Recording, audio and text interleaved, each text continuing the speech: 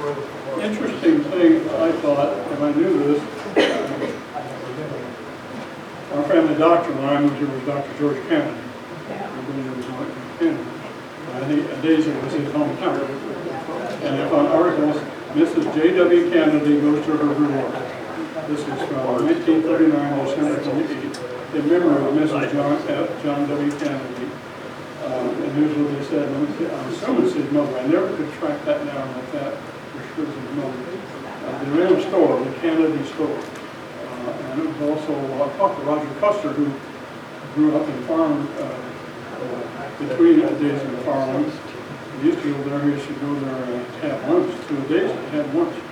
And he said it's a store, post office, food room, pencil. And I think it was probably at one point the Kennedy store. Here's what they wrote about her when she died. They have folded her hands on her flat breast, for her mother has gone to a long, long rest. Those busy hands which were never still, active in doing her master's will. A good wife and mother of friends all. In 1918, there was a tornado between Farlin and Adaza, and 2 people were killed. Another thing I found in looking, researching actually in the library's newspapers, was this, I'll pass that around, I don't know how much history it is, but it's 1940, and it lists all the draftees in 1940 from Greene County. And interesting to me, there were 31 men from Adaza on this list, which I thought was pretty interesting. Another one of the books that I think I mentioned was the Stillman book. Everybody's pretty familiar with the history of Greene County by E.B. Stillman. Here's the article on here about Adaza. And one of the things he says is there never was any idea of building a town. Just a stub track to Cottonwood when it started. The business was started in 1892. I'll pass this over so you can read that also. Say, Mike, would you do me a favor? There's a box under the cash register. Goes in the general store, down on the floor. Appreciate it.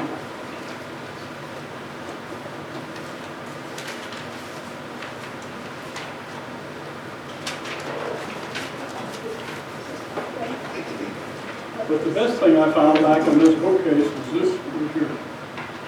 The Centennial Committee, I think, did it in 1981. The history of Cottonwood and Adaza. And it's the group that put the monument to the big general monument. This is full of stuff on Adaza and memories of people that lived there or grew up there. So I found that was fascinating.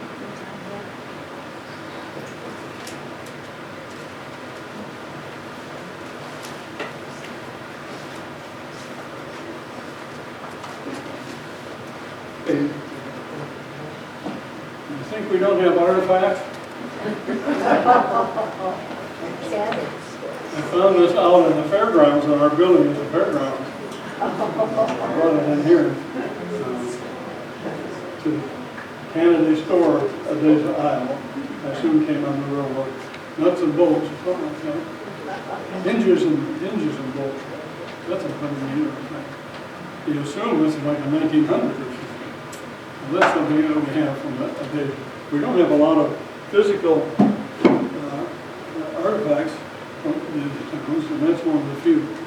Any questions about Adaza? I'm going to switch over to Farlin. If you have questions about Adaza.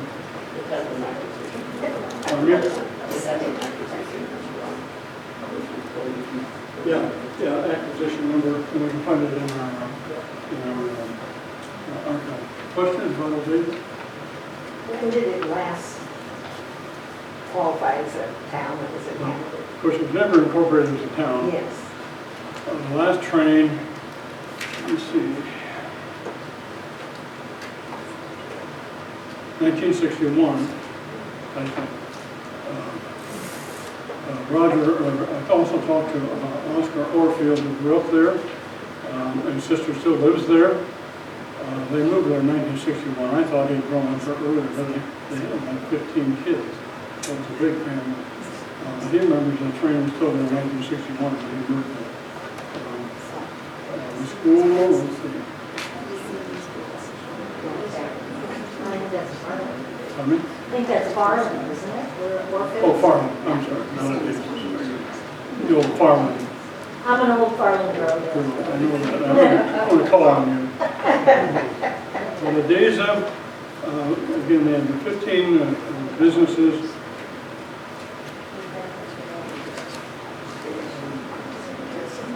There was also a clipping, and I can't find it right this moment, there was a clipping about boom and bust, and that's here in our archives also, a newspaper article written about these.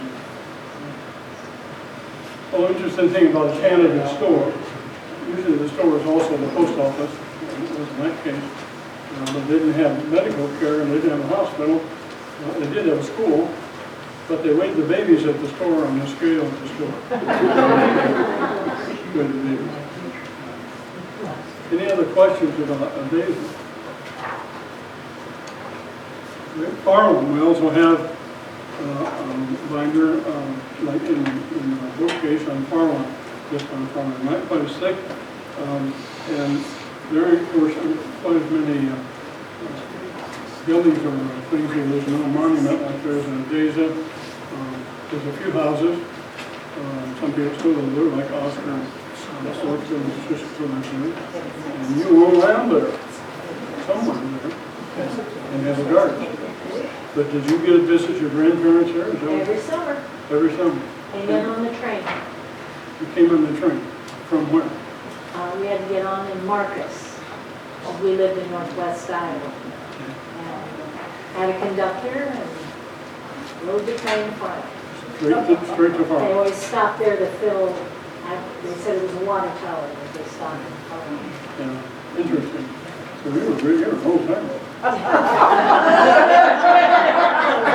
Anyway, this book. Not as old as you. Not as old, that's all right. Anyway, I'll pass this around too.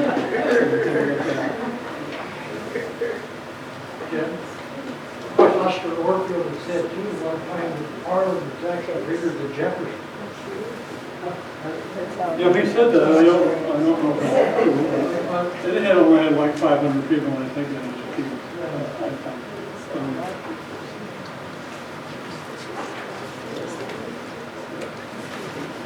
Maybe when all the Orfields lived there.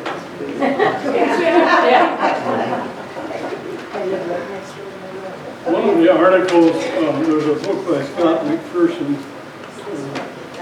that's this one, who wrote about, what's the title of it?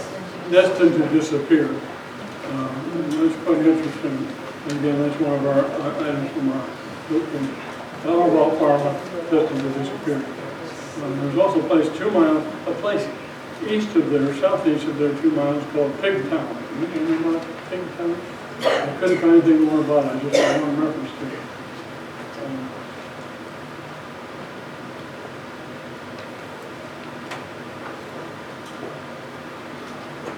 There's photos in this book. This is a Rick Marine book. Photos that I've marked. Marked for taking place.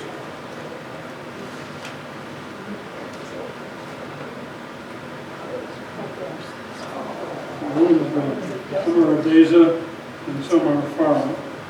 This is quite a book.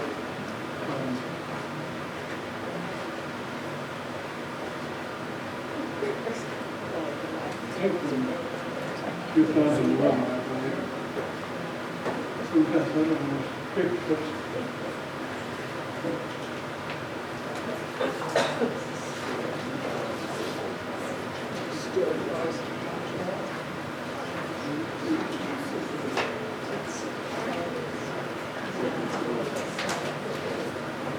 I'm going to pass this around. The only picture I took, again, I cheated and went to Farlin also when I went to Adaza and took photographs. The only picture I got was one outside of town. There were a few houses there and people still live there, of course, and a few streets. So we've got this one also. And here's a plat from the 1909, excuse me, 1917 plat book that you all passed around. And when I talked to Oscar Orfield and to Roger Cutler, I had them identify businesses and places. So my handwriting with lines all over indicates where some of those places were in Farlin, according to their memory. So Jed, can you check out these books, or do you have to work at them here? Well, Margaret? I think you can check them out if you need to talk to somebody about it and let us know, and sign something for it, but you can check it out. Check with either. And I think Diane would agree with that, would you? Diane, and keep a record. It's fine. Okay. I cheated a little bit. I went to Wikipedia, and believe it or not, both Adaza and Farlin are listed in Wikipedia. Oh. Print out sheets, and they give you a brief summary of both of those towns. What they thought was interesting. I was surprised to see Adaza in Wikipedia at all. Well, I have a lot more information, but if you have questions, I think it's time for me to wrap up and answer questions if you have questions. Jed, tell them about the famous bank robbery in Farlin. I can't tell you about that. Can you? I think it was 1922 or 1923. There was a gang that came up there. They said there was a shootout. They had tried to blow up the safe, but it didn't open the door. They tried again, and it finally blew open. The sheriff was called with the only phone line that came in. All the phone lines to the town of Farlin were cut by the bandits, the robbers, but there one was on the outside of Farlin that was still in existence. The sheriff came up, captured 2 of them, but the rest got away for the week, and he finally ended up going to Fort Dodge, is where they were holed up, and they captured them all in Fort Dodge a week later. It was in 1925. 1925, yes. Businesses in Farlin, they're listed in the rich book in the Green Book. Here are the businesses. The town was named for a grain dealer. Mr. Farlin came there a lot to deal with grain, buy grain from farmers. And it started like Cottonwood without any corporation. So this was a settlement. He came there to buy grain, and they built the elevator and trained him to it. So they named it after this grain dealer named Farlin. The businesses in Farlin were grocery store, hardware store, hotel, restaurant, post office, schoolhouse, two-story schoolhouse, 2 churches, the Christian and the Baptist, also a Methodist church, barber shop, blacksmith shop, shoe store, lumberyard, pool hall, service station, restaurant, elevator, and bank. All in Farlin. Do you remember some of those businesses at all? Very few. The cafe, grocery store, post office, I remember that, and there was always a pop machine in front Was of it it. one building, all one building? I remember when I first moved here, and I went to Farlin in about 1970 or 72, and I remember still seeing one of the churches was still there, and the lodge, it was Eastern Star, Rebecca. I had some friends who used to go to the Eastern Star or Rebecca Club, the Rebecca meeting in Farlin at the lodge. Oscar Orfield told me their house was right next door to the lodge. His dad was a mechanic in a credit car, so the lodge was right next door to their house. So, Roger Custer told me there's a triangle on that plat map right by the street. That was a softball field. And you seem to know a lot about that, so. I still live there. Yeah, he still lives It's there. in the suburbs. East or west? South. South, a mile south. Well, tell us about your recollections of the Same city. thing, when I was a kid, I remember the church on the corner, post office. The post office was a combination, post office, grocery store, and they also cooked meals. When I was a kid, that was kind of the only place open that people went to. lots of the local people went there and ate lunch every day. They cooked a home cooked meal, you know, every day for lunch for the farmers. And the elevator was active, as a kid, lots of farmers gathered there, it seemed like. And then the Oddfellows Lodge or whatever it was called, and we used to go there to vote, actually. And that's where the Rebecca's the friend. Yeah, I think so. I remember it was still standing when I drove through there years ago, 30 years ago. And the Orfield girl that lives there, I was always told she lives in the banker's house. And it was really grandiose. Many, had 3 or 4 fireplaces in it, big, very big house. It's still there. She's still, yeah. The banker's house had they had a child that was handicapped, and they had one of those chairs that you could put her on, and she'd come down, we'd go over to visit, and my grandma would say, now don't stare at her. Here comes this chair coming down the big staircase. But you talk about not having any signs. I can never remember the name of the blacktop that goes, but like you say,